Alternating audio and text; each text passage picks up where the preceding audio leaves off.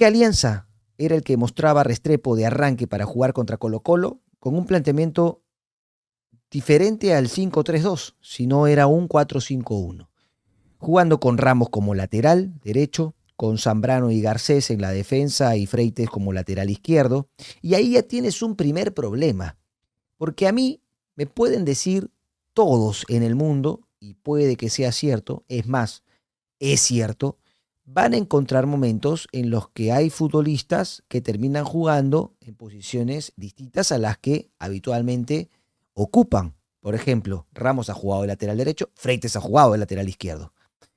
Pero jugar con cuatro centrales y sacando de sus posiciones habituales a los futbolistas, normalmente en una línea de cuatro necesita de mucho trabajo. No solo entre sí, sino entre todo el equipo y ese funcionamiento que se requiere. Entonces, ya cuando sacas a un jugador de su posición habitual para que ocupe otra y tenga nuevas tareas, nuevas consideraciones y más, habitualmente los equipos tratan de sacar provecho de eso.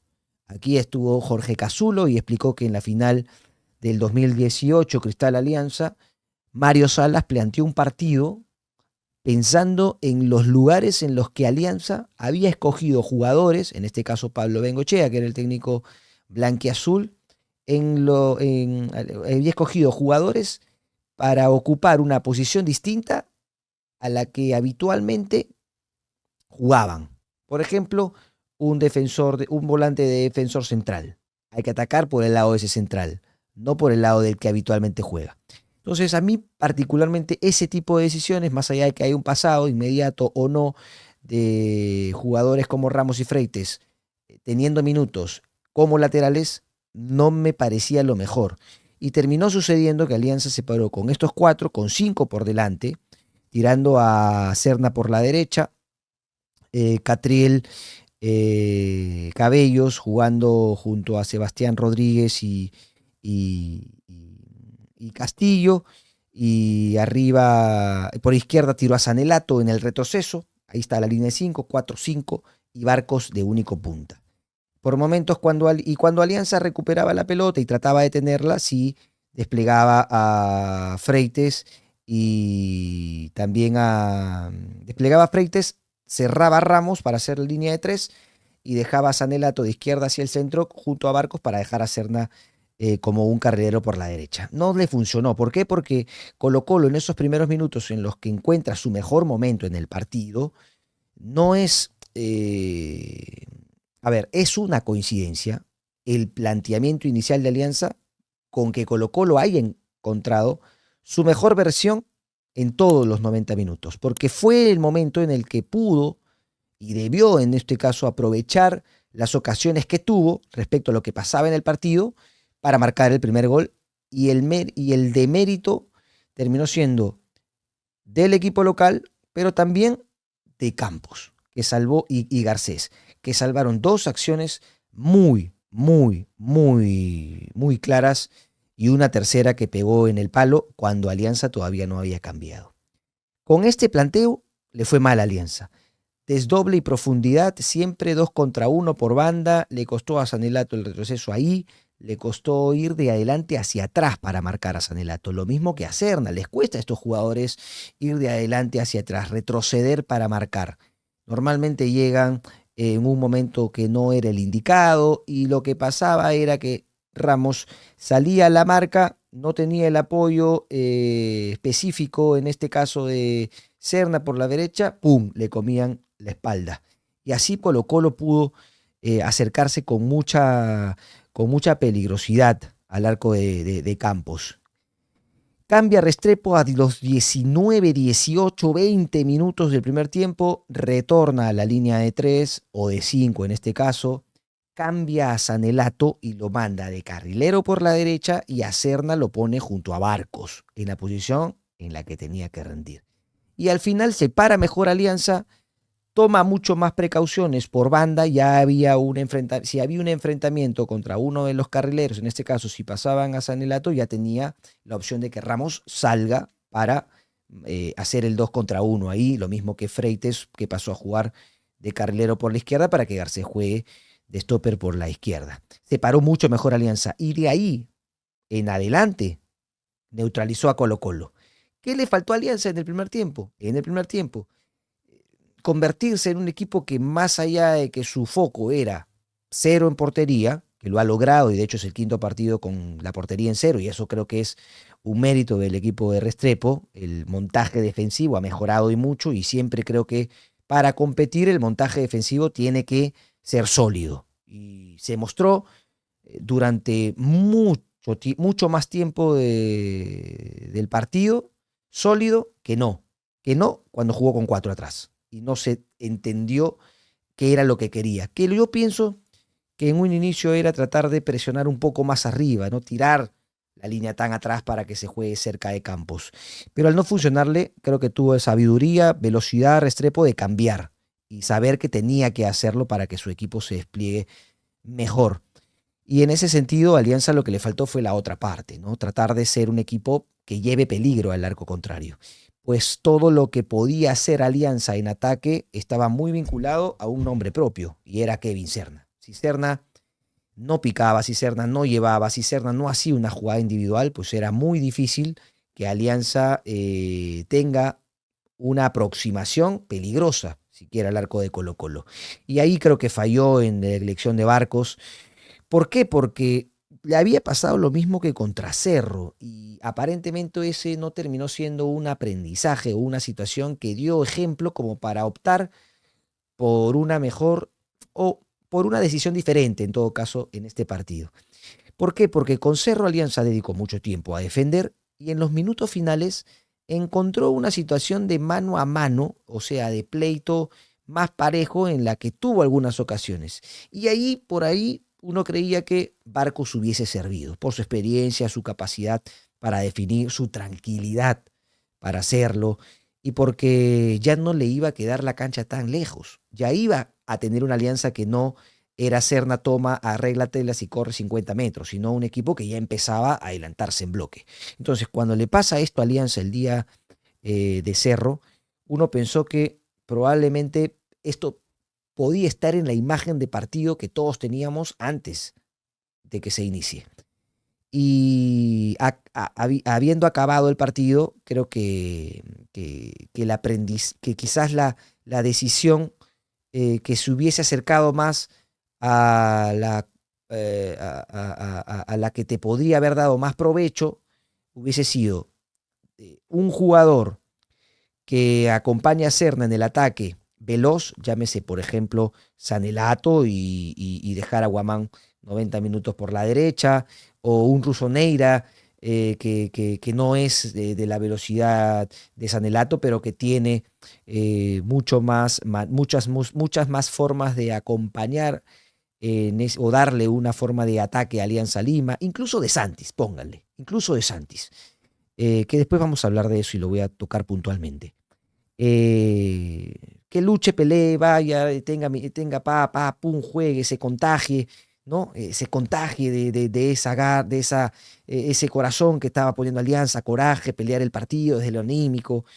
Y en los minutos finales en los que Alianza tiene alguna insinuación más ofensiva, desde las aproximaciones, desde adelantar un poco el bloque, desde que Rodríguez empezó a agarrar con más comodidad la pelota y decidir mejor, desde que adelantó un poco más las líneas en cada ataque, creo que ahí Barcos hubiese podido servir.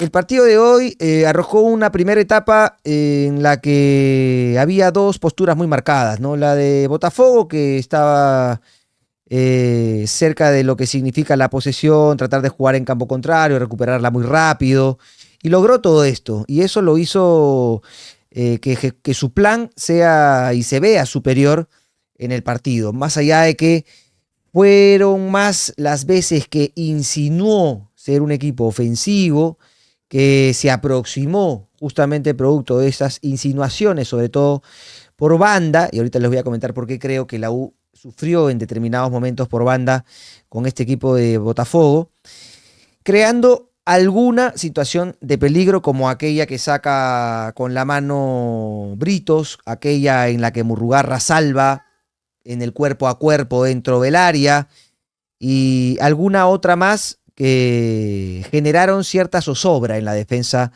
de Universitario. ¿Por qué le fue en un principio más fácil atacar a Botafogo hablando de lo que pasó en el primer tiempo? Hizo algo muy parecido a lo que planteó Liga en el Monumental, también en el primer tiempo. Primer tiempo al que se fue, primer tiempo en el que se fue al vestuario ganando 1-0. Al jugar la U con 3, lo que hacía Botafogo, más allá del esquema de juego que presentó, con 4 atrás, era moverse para quedarse en un 3-4-3. ¿Esto qué indica? Que igualaba la cantidad de defensores de la U con la cantidad de delanteros de Junior. ¿Por qué? De Botafogo. ¿Por qué? Porque Botafogo lo que hacía era no abrir a estos 3 de arriba para que jueguen por banda, sino cerrarlos para que jueguen directamente con los 3, con los 3 defensores de la U. Y los 2 de afuera, que están en esa línea de 4 del medio que marcamos, ¿qué hacían casi siempre? Desdoblaban. Entonces, al desdoblarse, obligaban a Portocarrero por la izquierda y Polo marcarlos. Entonces, en definitiva, lo que hacía Botafogo era 5 arriba, 3 en el medio, ¿no? 3 en el medio, contra 3 defensores de la U, y mano a mano también los costados con Portocarrero y Polo, con los 2 que iban por fuera. ¿Eso que hacía? Que tanto Pérez Guedes y Ureña, que arrancó jugando por banda, tengan que habitualmente verse enfocados y mucho en los que venían por el medio, los 2, y Murrugarra se metió un poquito más para generar esa superioridad. Por el medio, pero por los costados le costaba a Universitario. Y tenían a Luis Enrique, que la rompió, que era un avión. Una jugada marcada que ejemplifica un poco lo que les estoy diciendo y la manera como encaró la manera de atacar Botafogo en el primer tiempo, más allá de que no haya tenido rédito, por así decirlo, la jugada que ejemplifica es aquella jugada en la que Sarabia le pone la mano a Luis Enrique cuando le tira la pelota larga. Ustedes ven que ahí Luis Enrique, que es uno de los 3 de arriba, por el medio, jugaron a la derecha, salió Portocarrero, y Luis Enrique, que estaba referenciado por Sarabia, va y lo enfrenta mano a mano. Bueno, de eso hubo mucho en la primera etapa. No consiguió el desequilibrio a través del marcador, pero en definitiva sí logró mostrarse como un equipo mucho mejor que la U, desde lo que incluso significa algo que hemos valorado, que tiene que ver con el aspecto defensivo. No supo cómo encarar de una mejor manera Universitario esa parte. Tuvo algunas, sí. ¿A partir de qué? De la pelota larga. Porque cuando la U salía jugando largo y no trataba de ir por el medio, porque además, yo en esto abro un paréntesis, la presencia de Murrugarra fue buena desde la recuperación, fue buena desde que entró al área propia para tratar de generar una superioridad en cuanto a este 3 contra 3 que marcaba Botafogo, como en aquella jugada en la que con el hombro saca uno de los rivales que llegaba justamente a esa posición. Pero la U tiene un montaje defensivo que se valora por el colectivo, no necesariamente por la capacidad de un jugador en particular. Juntos se ha hecho fuerte. Entonces, sacar a Ureña de su posición habitual, a mí normalmente a mí no me gusta mucho cuando hay que hacer tanto cambio y por mantenerlo en el 11 se le utilice en una posición en la que no necesariamente es la que saca a relucir su mejor versión. Ureña en esa posición hoy no hizo nada, ¿no? En cuanto a qué, a lo que él sabe, que es hacer jugar a Universitario. Entonces, no tiene nada que ver con Murrugarra, que jugó bien, me parece que hizo un buen partido, pero sí tiene que ver con este cambio. Murrugarra había jugado en Barranquilla, sí, pero porque Ureña no estaba. Había sido expulsado, suspendido. Entonces, esto evidentemente cambiaba la cosa porque tenía una obligación Fabián Bustos de tener que reemplazar a Ureña en aquel partido. Con Liga. Luego, en el segundo tiempo, las cosas arrancan de manera desfavorable para la U. ¿Por qué? Porque Botafogo logra hacer un gol rápido. Se puede hablar de errores, también de virtudes en los goles, pero en definitiva, para mí el error principal es de Corso, porque Corso está habituado a ser un jugador que no suele perder los duelos individuales por arriba, ¿no? Y tampoco es aquel jugador que se suele quedar parado. Y en esta se quedó parado. No sé si se le acabó el aire, no sé si estaba súper cansado, porque después lo otro es fortuito, se cae Riveros, ¿no? Él sale, tenía un hombre mano a mano para que no reciba por el medio, la pelota viene larga y en el retroceso se cae. O sea, desafortunadamente se cayó. Y en la recuperación no llegó a quien venía por dentro, a Eduardo, e hizo el gol. Pero me quedo más con la pelota larga que Corso la pelea desde el suelo, pero no la pelea con la fortaleza, con esa cuestión anímica que habitualmente le vemos al capitán de Universitario. Pero independientemente de ello, un gol en contra en tan poco tiempo de iniciada la segunda etapa, no se veía como caótica, ¿no? No se veía como caótica. ¿Creció Botafogo? Sí, creció Botafogo. El brasileño toma mucho más confianza cuando tiene el marcador a favor, trata mejor la pelota, pecho a pecho inflado, confianza arriba. Y la U adelantó un poco las líneas, trató de insinuar que quería buscar el empate, no tuvo una gran jugada, no tuvo una gran situación, fue más lo que intentó que lo que concretó, pero ya había una muestra de que quería ir por el empate y quizás allí tardó Bustos en los cambios y lamentablemente se hace el gol solo, ¿no? En ese momento en el que veía que le podemos hacer daño, podemos hacerle daño, una podemos tener. Se equivoca en la salida a la U, Sarabia estaba fuera de posición, nadie entró a relevar justamente la ausencia del stopper por la izquierda en el montaje defensivo. Hablar de si se equivocó o no en la decisión del pase, bueno, es debatible, se puede hablar de esto. Falla Murrugarra, se la quitan y en la posición que había dejado justamente Sarabia por irse al otro lado, la termina agarrando Luis Enrique, elude a Riveros, a Britos en el mano a mano y hace el gol. O sea, fue un regalo ese gol de la U para Botafogo en el momento en el que insinuaba más el equipo merengue. Entonces, ese regalo ya le costó caro porque a partir de ahí Botafogo manejó las cosas a su antojo. ¿Por qué veo más el error de la posición que del pase o del control de Murrugarra? Porque uno puede encontrar una virtud en la presión, en ir y ganarle el vivo a Murrugarra del brasileño, porque no era descabellado el pase, o sea, es cierto que la tiraba para arriba y punto, porque estaba fuera de posición, como digo, se puede debatir, no pasa nada. Lo que no le puede pasar a un equipo es que un jugador salga de su posición y ese espacio quede libre. Ese es el principal error para mí, porque tendría que haber estado mucho más atento Portocarrero a la hora de relevar justamente esa posición. Si venía uno por fuera y él podría haber dicho, no, yo tenía el... No, tendría que haber entrado a la posición de Sarabia. O en su defecto, tendría que haber entrado uno de los que venía por el medio, en este caso Ureña, a esa posición. No lo hizo la U y por ahí entró Luis Enrique para marcar el 2-0. El 3-0 fue un baldazo de agua fría porque ya con el partido perdido, uno decía, la U tiene que cuidar la diferencia de goles, que es importante. Tanto para clasificar octavos como para tentar la posibilidad de Sudamericana si es que el objetivo de octavos de final se te escapó, se te fue.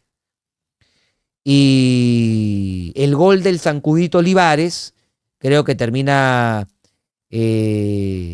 ayudando y mucho. Va a ayudar mucho ese gol, siempre y cuando la U consiga los resultados.